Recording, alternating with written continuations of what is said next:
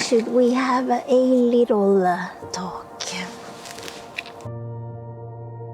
I believe something old is being misnamed as something new. They call it neurodiversity now. They give it checklists, apps, diagnoses, timelines. But the elders would have called it the ones who hear what moves beneath the snow. In the north, there were always people like this, the ones whose thinking spread like roots instead of roads, the ones whose minds followed the antlers, not the fence, the ones whose attention moved with pressure and change. They were not corrected.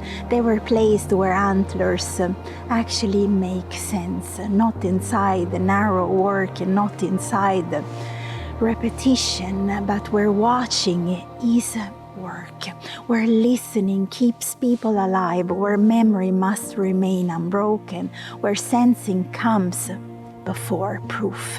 Their nervous systems were not defects, they were instruments, but instruments break when you play the wrong music.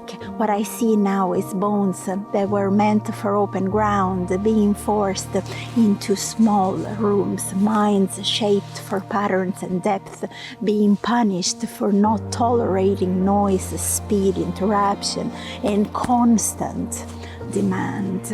So we name it a disorder.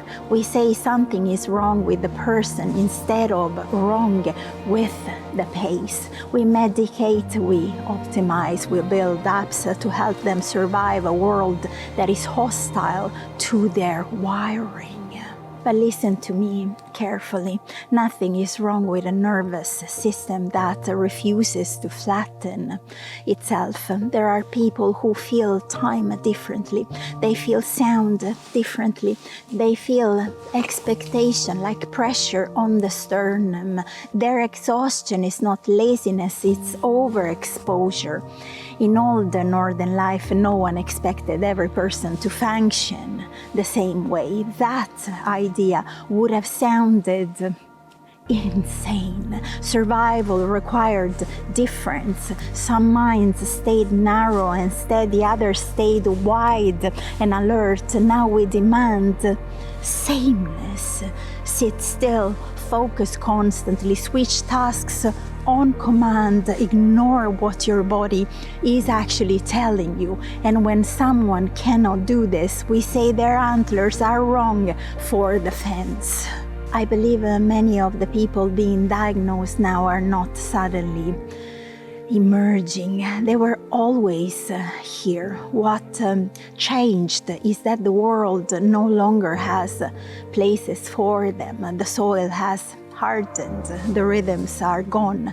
The margins where different minds once lived have been erased. So the body rebels, attention fractures, energy spikes and collapses, thoughts refuse to march in rows. And instead of asking what kind of world breaks these minds, we ask how to make these minds tolerate the world. That is backwards. In Sapmi stories, when a person could not live inside the village rhythm, they were not shamed. They were given a different rhythm, closer to the land, to silence, to their own tempo, because forcing a nervous system against its nature does not create order, it creates illness. So if you feel like your mind does not belong here, I want you to hear this. You are not late to life. You're early for a world that has forgotten how to hold you. Your bones remember a different pace. Your body remembers a wider listening, and the grief you feel is not for what you lack. It's for a life that once knew how to move with you. That knowing has not disappeared. It has been pressed down by seasons.